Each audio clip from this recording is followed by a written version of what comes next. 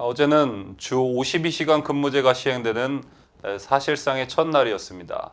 일단 직원 300명 이상의 사업장 3,627곳을 대상으로 하고 있습니다만, 지난 2004년 주 5일 근무제 도입 이후 가장 큰 변화라고 할 수 있습니다.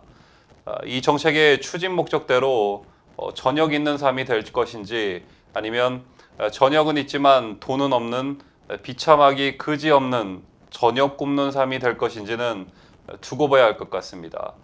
또 우리나라 경제를 이끌고 있는 기업들의 사정 또한 묵과해서는 안 될 것 같습니다.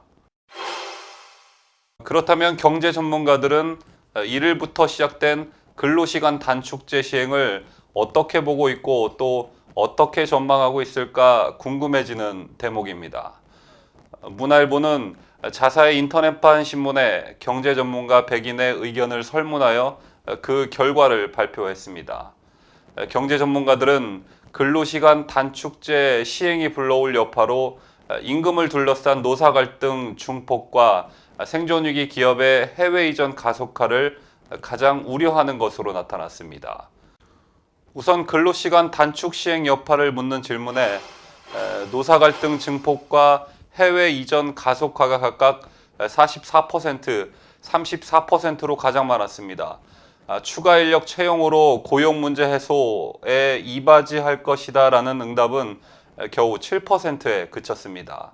특히 관련 처벌을 6개월 유예한 것에 대해서도 적절하지만 미봉책에 불과하다가 73%로 압도적으로 많았습니다. 또 최저임금 속도 조절론에 대해선 매우 동의 57%, 다소 동의 33%로 정체 응답의 90%가 긍정적 답변을 했고 동의하지 않는다는 4%에 불과했습니다. 문재인 정부 출범 이후 경제 상황을 가장 악화시킨 정책이 뭐냐는 질문에는 급격한 최저임금 인상 35.19%, 대기업 규제 18.98%, 근로시간 단축 18.06%, 탈원전 10.19%로 지목됐습니다. 국내 경기가 침체 국면 초입에 진입했다는 평가에 대해 어떻게 생각하느냐는 질문에는 매우가 21%, 다소 63%, 합계 80%가 동의해 경기가 하락 변곡점을 지나고 있다고 평가했습니다.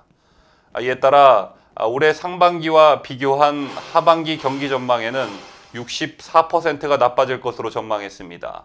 비슷할 것은 30%, 또 좋아질 것은 5%에 불과했습니다. 문재인 정부의 지난 1년 경제 성적표는 C학점 37%, D학점 23%, F학점이 8%로 나타났습니다. 부정적 성적표가 무려 68%에 달했고 A학점은 고작 3%에 불과했습니다. 보셨다시피 급격한 최저임금 인상과 대기업 규제와 탈원전, 여기에 근로시간 단축까지 이어지면서 전문가들은 우리나라 경제를 매우 어둡게 전망하고 있었습니다. 자, 그렇다면 일반 시민들은 어떻게 생각하고 있을까?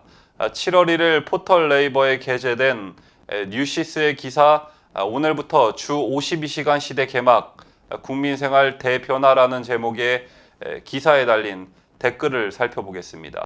국민적 관심사를 반영하듯이 4,000개가 조금 모자라는 댓글이 달렸는데 우선 좋아요는 589번이 클릭됐고 화나요는 좋아요의 3배가 넘는 1851번이 클릭됐습니다. 공감을 가장 많이 받은 순으로 상단에 댓글이 배치가 되는데 상위에 배치된 몇 개 댓글만 살펴보도록 하겠습니다.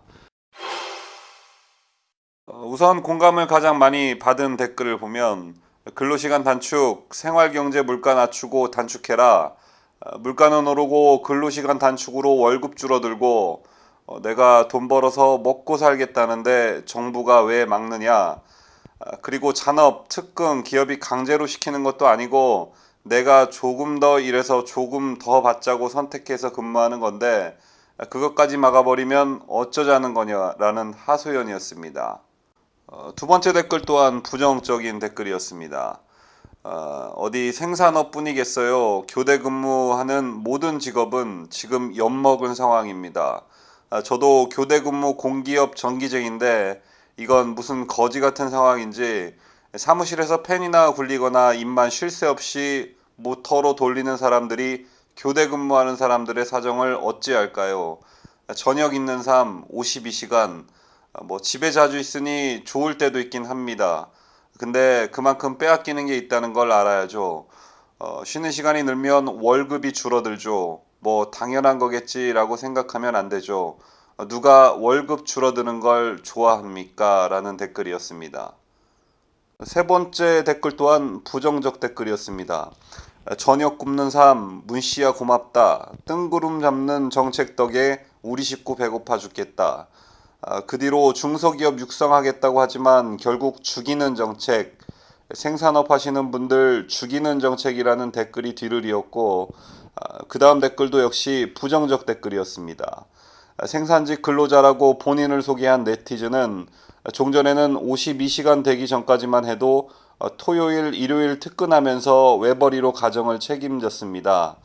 인간다운 삶이요. 그것도 돈을 벌어야 인간답지 시급쟁이 공돌이 인생인데 토요일, 일요일에 있던 특근 및 연장 근무 싹 다 사라지니까 월급이 반토막 나더라고요.